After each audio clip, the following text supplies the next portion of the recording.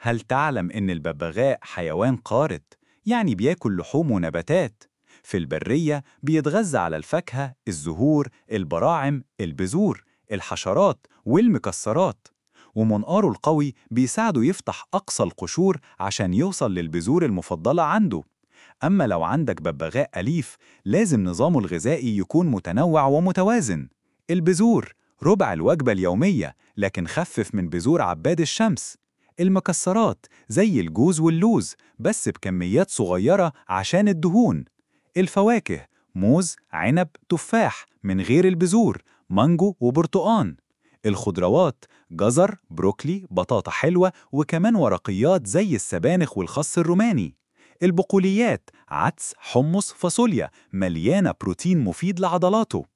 تجنب أطعمة خطيرة زيه الشوكولاتة، اللحمة، منتجات الألبان، الأفوكادو والأكل المليان ملح أو سكر.